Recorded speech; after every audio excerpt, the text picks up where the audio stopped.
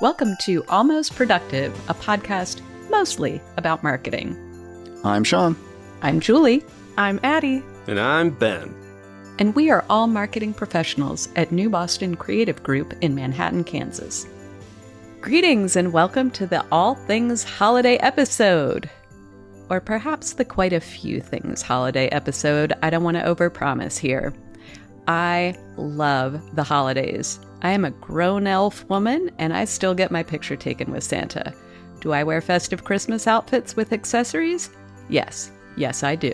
Head to toe. But the holidays also stress me out as I try to figure out gifts, logistics, food, and the million other details. So I hate them a teensy bit too. Love them? Hate them? Wherever you fall on the spectrum, you can't deny they're in our face. So join us as we unwrap the good, bad, and ugly of the holidays. But first, a word from our sponsors. From new hires to seasoned employees, your HR team has a lot to manage. Letting someone go is one of the hardest aspects of working in human resources. But with employee farms, that stress can be a thing of the past. Hey, Ben. Do you have a minute? At Employee Farms, we accept all types of employees, from redundant to inefficient. No need to fire them. Simply bring them to our free-range pasture where they can roam the fields, dial into our presentation petting zoo, or nestle into one of our soothing stables, which are appointed with keyboards, computers, break rooms, and fridges fully stocked with other people's lunches. Are you firing me? No, buddy.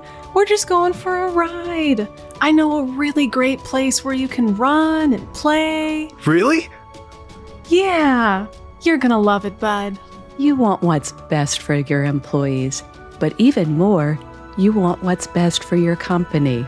Now, you don't have to choose between the two. Employee Farms can provide a welcoming atmosphere for your unwanted workers, whether you're a small business owner or a large corporation. Employee Farms, human resources, humanely. Great sponsor today, everyone. For our office shenanigans, we actually have a remote whiteboard today. So we often have a question of the week that is posed in our Manhattan, Kansas office. And today the question is courtesy of a remote worker. So would you rather experience a Christmas in 1700 or 2100?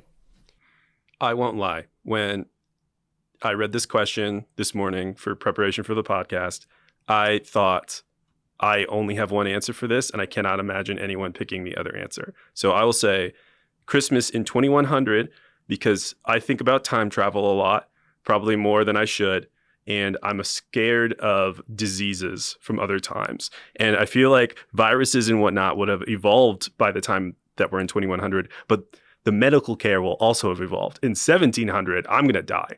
I'm going to die as soon as I get there, and it probably won't be fun because they don't have showers or air conditioning. I only thought there was one answer to this as well, and I didn't even know it ahead of time. I just heard her say this question, and my mind immediately went, 2100, for some of the same reasons, like 1700, the bathroom situation alone has to just be a disaster. Right. Like, we've made so many developments just in bathroom technology that 100 years from now, it's going to even be even better. But thinking about Christmas specifically, the gift you get in 1700 is going to be trash. It might be literal trash. You might get a rock or a can that you're kicking down the road.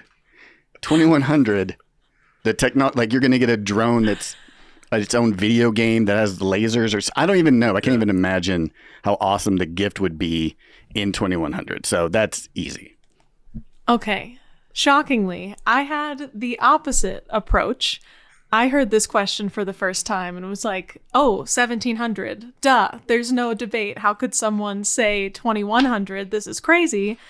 And my thought process for that is a little more cynical than my usual thinking. But we don't know, will the Earth still be here in 2100? Will climate change not have killed us all?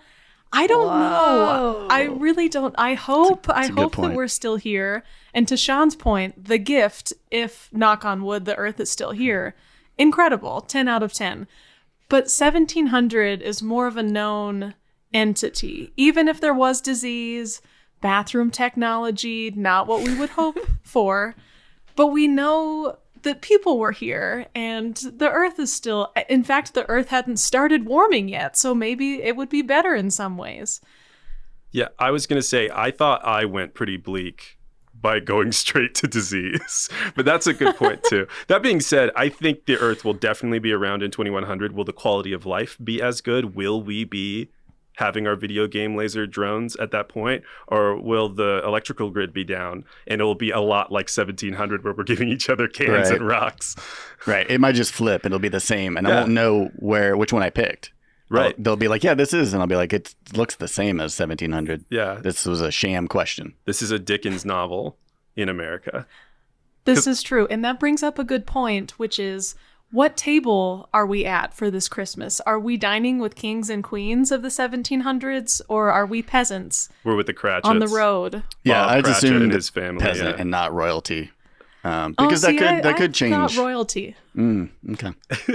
This is just like the singer actor question where Sean and I are like, worst case scenario, we might have a side part on a sitcom. You're like, I'm going for the EGOT. I'm going to have dinner with kings and queens. Right. She's in the palace. Exactly.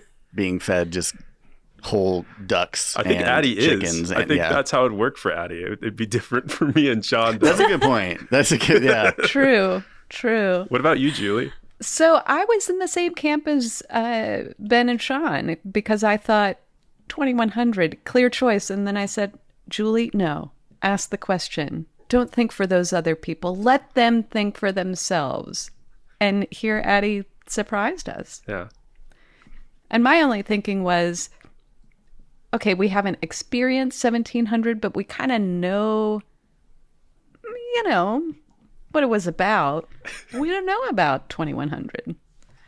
Our producer Molly just chimed in and said the outfits would be epic for the 1700s, and totally agree. I think as long as there was a time limit, like, you're here for Christmas 24 hours, that sounds like a ball. That would be so much fun. And you could get back to the modern plumbing that you're accustomed to. So if you have undercooked goose, you're going to be okay. True.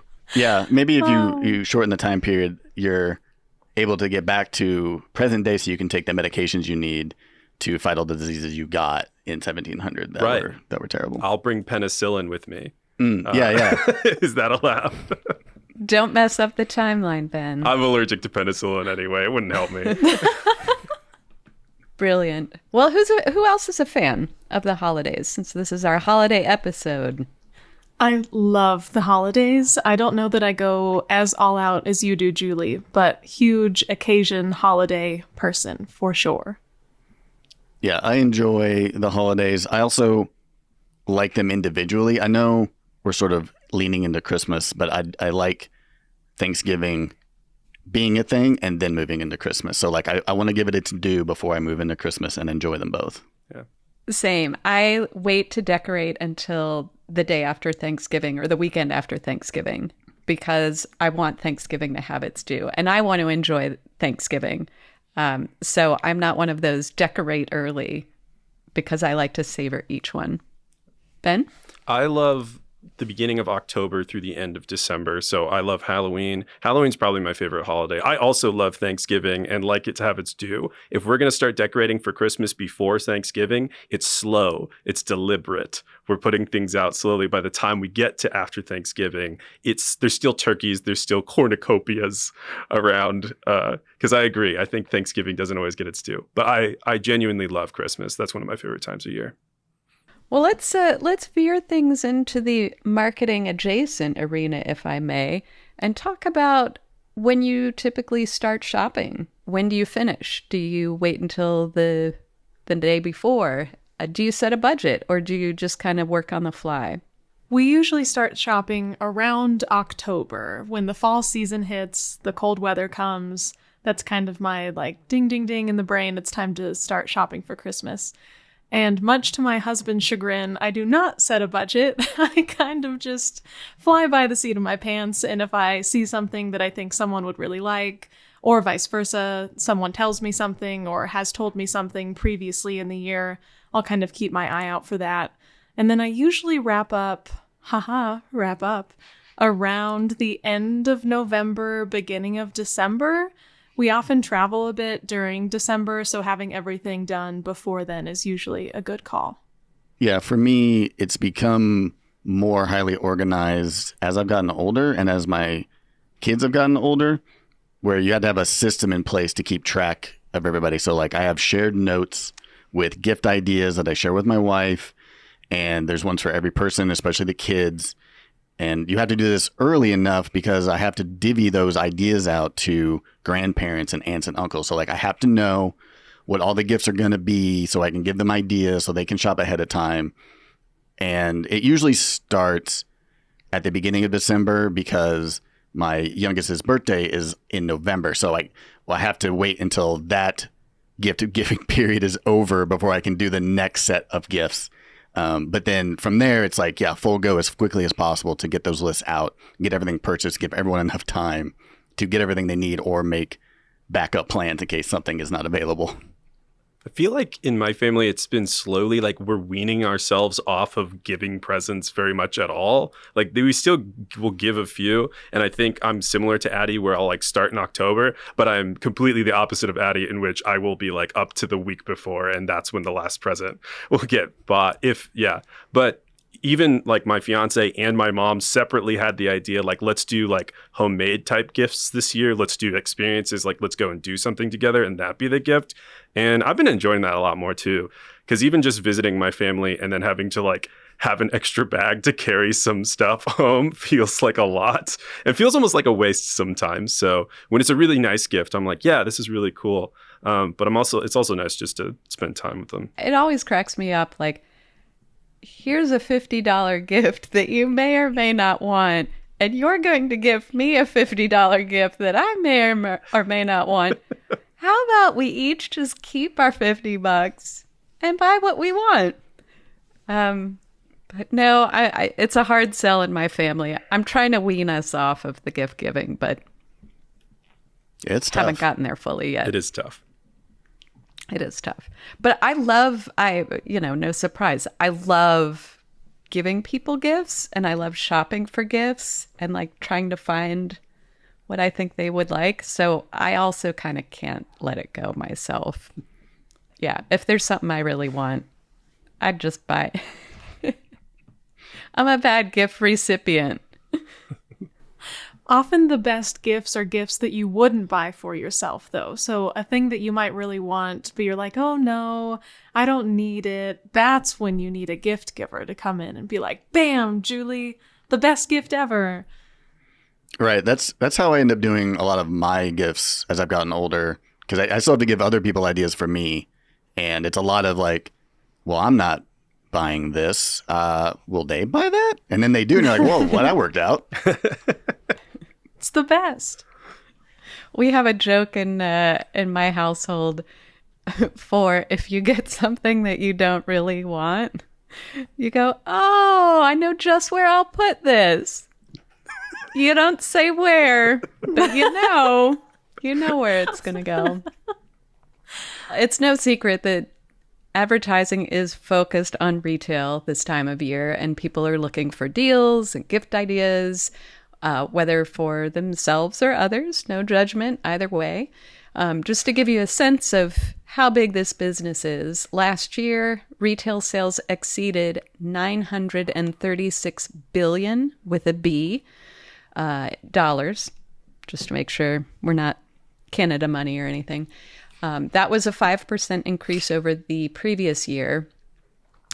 And during that time, Statista estimated that ad spends were $2.5 billion. So on a $2.5 billion investment, $936 billion return for retail.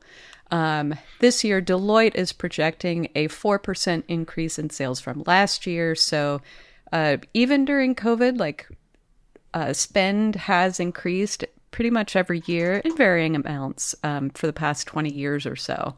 So it'll definitely go up for sure. Deloitte is also projecting a 10% increase in e-commerce alone. So it is big advertising time for retailers. What about B2B marketing? And I'm curious what y'all's take is on that. Is there an opportunity there, or is there just too much noise during that time of year to compete with it? If companies should, what strategies should they incorporate during such a retail heavy period? And just for clarity, when we say B2B, we mean business to business opposed to like normal, like business to consumer. Is that the difference we're establishing? Correct. Thank you for clarifying for our listeners, Ben. Yeah, no worries. I was clarifying just as much for myself. I wanted to make sure I knew which B2B we were using. Yeah, I think there is a lot of, like you said, noise with the to consumer marketing. And I think if you're doing business to business, you just need to be, I think, focused in what you're doing to cut through that. And more than likely, if you have a business to business company, you've got a very specific product, more likely, or a service. And so you can be more focused in who you are trying to reach. And those businesses aren't probably inundated with those consumer marketing sort of campaigns anyway. And so I think you can reach them at this time of year just as well. Yeah, I'll piggyback off of that. I think that campaign strategy always needs to be well thought out and tailored and targeted. I think that that's just 2x during the holiday season because there is so much noise. So to Sean's point, it's not impossible to reach those people, but I do think that they are more discerning, whether it's a business owner or, anyone involved in a business. As a person, they're getting all of the retail emails and they're seeing all of the emails and the social media ads, and it can be a little cluttered. So for the B2B to really stick out, I think that the targeting, super important, and making the campaign kind of as niche and polished as possible is even more important during this time than normal. And what about staying the course with your organic presence? Keep it up, drop off during this time of year?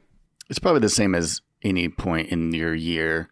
Being consistent with what you're doing, regardless, is important. You can piggyback on the holiday spirit and try to turn that into your favor. I think that's definitely a smart move, but you don't have to overdo it, I don't think, or try to drop off because you feel like there's too much noise. I read something interesting that was a take on, just like retail shoppers are looking for deals, your client, other client businesses might be. And so as a business, you can offer discounts to existing clients or try to get new ones during that time of year as well.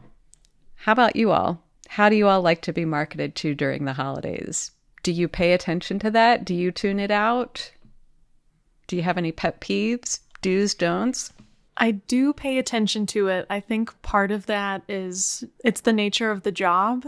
Being in marketing, I'm just more hyper aware of everything that's out there, all of the content that I'm being inundated with. In terms of pet peeves, I despise clicking on an ad for a specific product and then being taken to the home page of a website. It makes me crazy. You know what product I was interested in. That's why I clicked on your ad. But instead of taking me to that specific product, you took me to the home page. And just out of spite, I won't go find the product because they should have set up their ads better. So that's definitely one for me. But otherwise, merry, cheerful, so happy holiday season. Yeah, I enjoy a good holiday commercial as much as the next person. I think that's the ones probably I pay attention to the most as far as that goes. Those are the ones that catch my attention. I think for me, the ads don't have to be any sort of like particular direction in terms of their messaging, but I want them to be tonally consistent. I have like a pet peeve with like the Christmas shoes effect, which is when people want to go really, really sad, like the song Christmas Shoes or the movie. And then they like try to cheer it up like right at the end, or like turn it into like, it's just for laughs. And I'm like, that does not work for me. I am down for a sappy ad or campaign, but I cannot deal with you trying to switch it last second. I was like, if you're going to be sad, like, yeah, well, we can sit there, like, be sincere. Don't try to slap a smiley face on it at the end. It drives me bananas. Sean, Addie, how about you all on tone? Sappy, funny, touching? Where do you all stand? I'm firmly in the funny camp. I do not like overly sappy or touching ads. I feel they are mostly too patronizing. I'm a sucker. I'm just a sucker. Things make me cry. It is what it is. I am who I am. So I am definitely the audience for those sappy commercials that Sean does not really enjoy. But I fall for it every time. But in terms of, like, for a business, I think that any tone can be done well, done correctly, but it has to be consistent with their tone throughout the rest of the year. So if you're silly and zany and funny and really light most of the year, and then December comes and, to Ben's point, you're Christmas shoesing it, that's not really going to work. That's not very consistent with who you are as a business. So I think as long as there's consistency, I'm ready to listen. We have a new verb, Christmas shoesing it. TM. Yeah, I'm trademarking it. We should pause the podcast and go and trademark that real quick. Yeah, I think that's the second trademark or copyright from the podcast already. Yeah. Like, our streak is really good. We get our best ideas when we're on the podcast. Right. Yeah, not in the Very shower. lucrative endeavor here. Very. And feasible.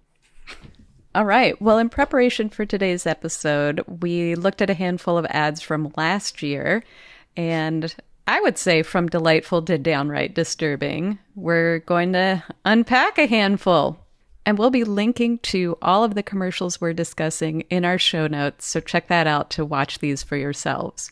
MetaQuest 2. This was an ad for impossible gifts that offer impossible experiences, and then you realize it's a VR headset. It's virtual reality. What did you all think of that one? I thought it was a really good ad. I think it was well done in its execution. I know we're on an audio-only format, but visually, it was really well done. Like, the graphics are really nice. It's really well shot. And I think the message is really perfect for the product.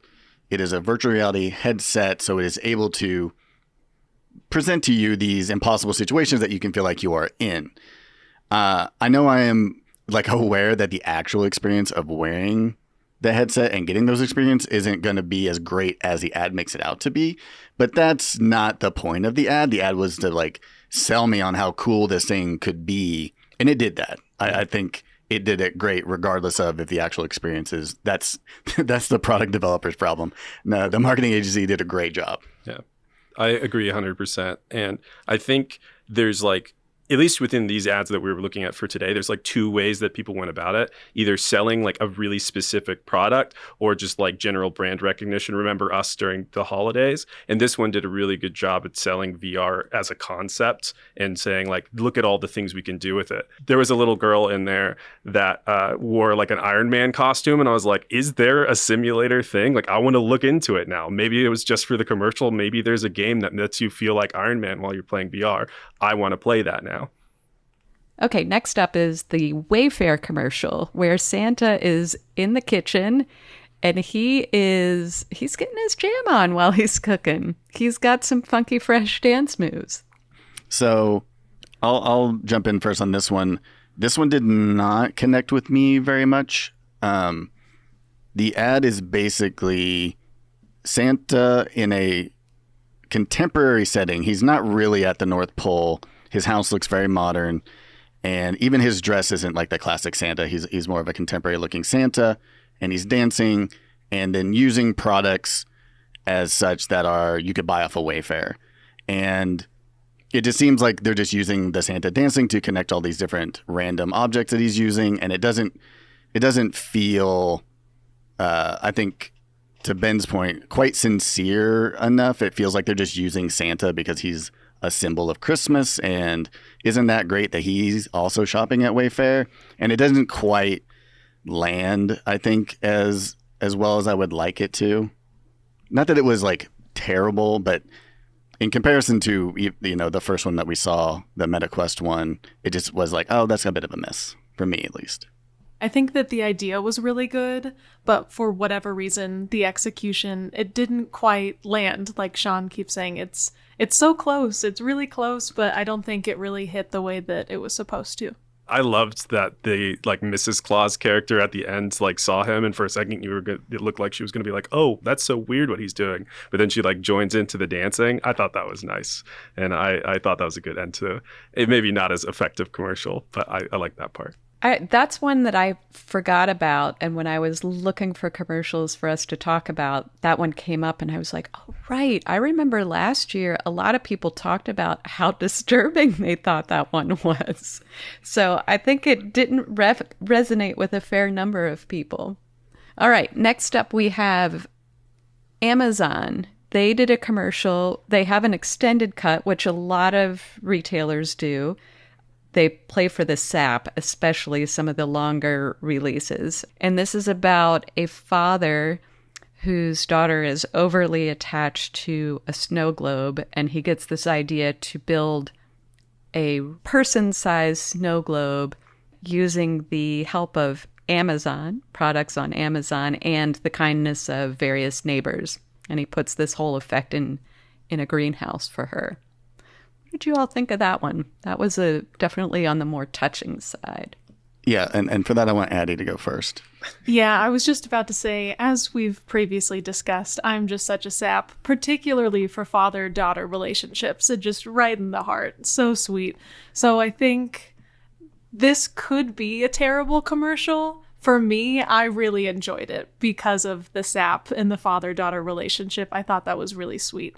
So yeah, whether or not it was effective for Amazon, I can't say. Did I enjoy watching the commercial? Yes, I did. Actually, on that note, I do think that it could have been more Amazon branded. The story was really telling and the story stuck with me. But yes, after I watched it, like 30 seconds after, I was like, oh wait, which one was that for? So that could be kind of a swing and a miss. I thought it was a lovely short film that barely had anything to do with Amazon. And it was so funny, too, because Julie was right. It's about the kindness of neighbors and them lending them stuff they already owned. There was one Amazon box in the whole commercial. And I was like, great short film. Whoever directed it, good on you. Doesn't make me care about Amazon at all. It just makes me want to call my dad.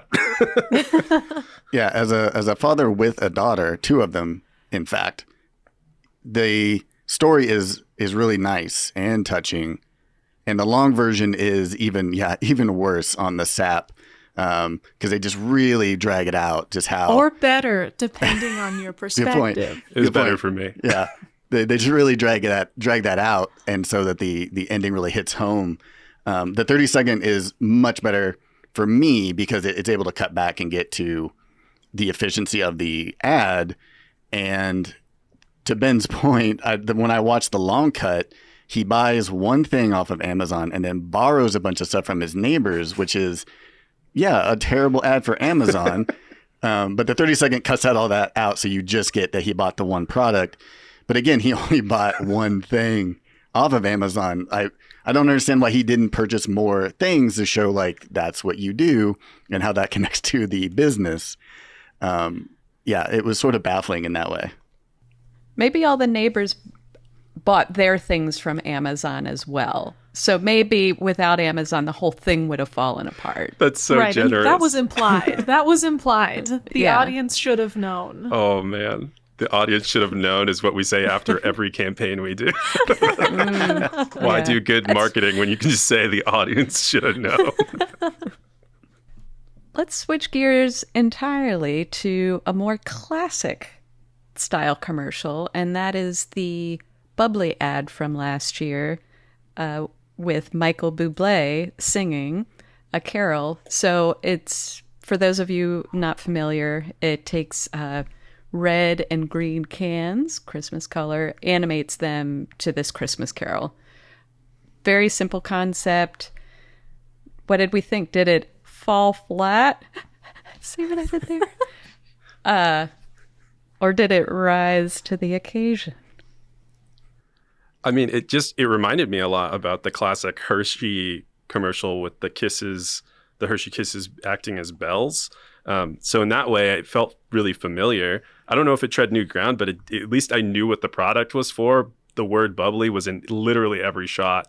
And I think just the joke, Michael Bublé doing bubbly, is just funny to me. So I'm cool with that, especially because he's kind of a Christmas staple for a lot of people. So that worked for me. I thought it was simple, but effective. Simple, effective, maybe not real memorable, but I think it did its job for the purpose that it was. Yeah. Next up, we have Kroger. Similar to the Amazon one, they had a longer form of this particular ad, which is an older gentleman who is making his wife's family recipe. Where's his wife? She's not with us anymore. So it's very... We can't have me bursting out loud. Julie, all are I you could one of think those was people who has to, that's a thing. Some people, when they give bad news, they have to smile. So they're like, no, my mind was wife going, is dead. I was about to go, she dead. And I was like, you went down the wrong road here.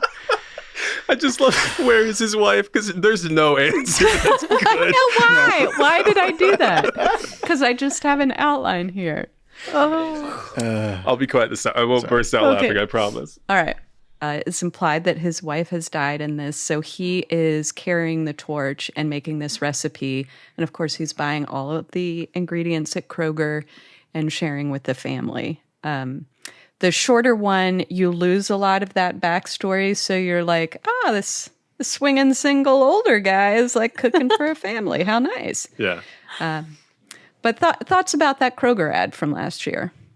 Again, I'll start. So cheesy, but I really loved it. I thought that it was sweet. I know some people took issue with the animation style.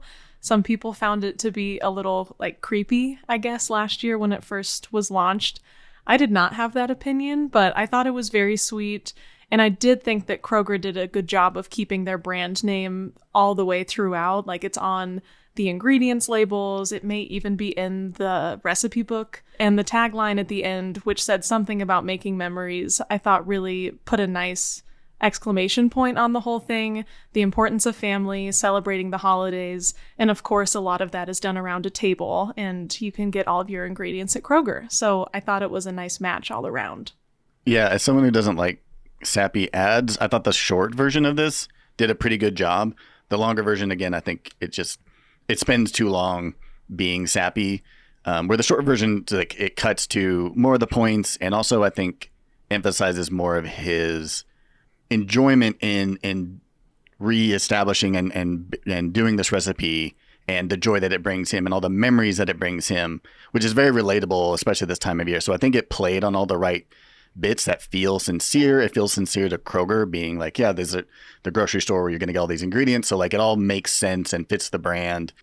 This one was on the border for me of Christmas choosing it, just because, and I think it's because I'm thinking about the ad campaigns in reverse. So in Manhattan, Dillon's is the Kroger store, and they have a similar 3D animated cartoony style commercial where everyone is doing the silliest dances possible as they go and they shop for stuff. So thinking about that at the same time I was thinking about this one, at least the long version, for me it was a little tonally dissonant. That being said, I thought it was very cute and I liked it a lot. I'm easy Addie in that way. I'm I'm a sucker. You got me.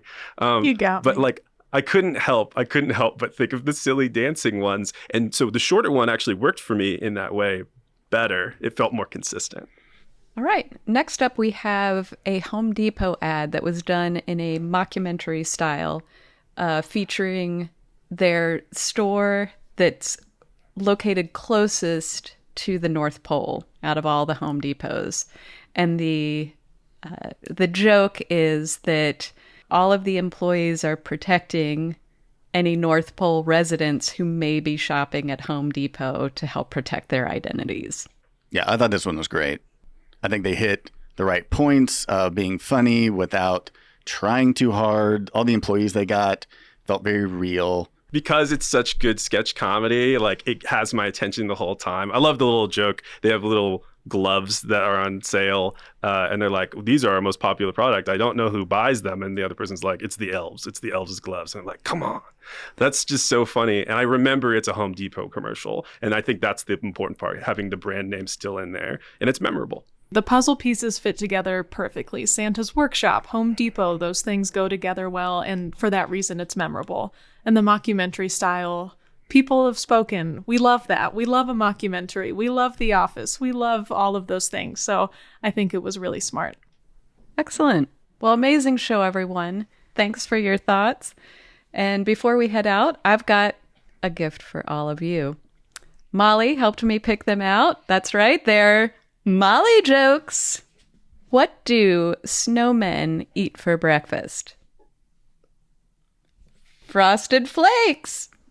I had a thought that it was going to be frosted something. Frosted mini wheats. That'd have been so close, but wrong. Yeah. So close. That's a good one. I like that. I like it too. All right. And then second and final. How much did Santa pay for his sleigh? Nothing. It was on the house. I like that. That might be my favorite joke of the entire podcast so far. I really like that pretty joke. good. Yeah, that's great. Producer work, Molly, kudos to you. Thank you for listening to this episode of Almost Productive. Before we go, we'd like to give a shout out to our producers Nick and Molly, who work behind the scenes to make this podcast possible. If you'd like to learn more about what we do at New Boston Creative Group, you can reach out to us at newbostoncreative.com. You can also follow us on social media at New Boston Creative on Instagram and New Boston Creative Group on Facebook and LinkedIn. If you liked this episode, please like, follow, subscribe, leave a review, and share the podcast with your friends. And if you didn't like the show, feel free to recommend us to your enemies. Tune in next time for some more office shenanigans, thoughts on trending topics, and marketing-adjacent insights. Until next time, we hope you have a productive day. Podcast Wave. Bye. Bye. Bye, everybody. I'm waving.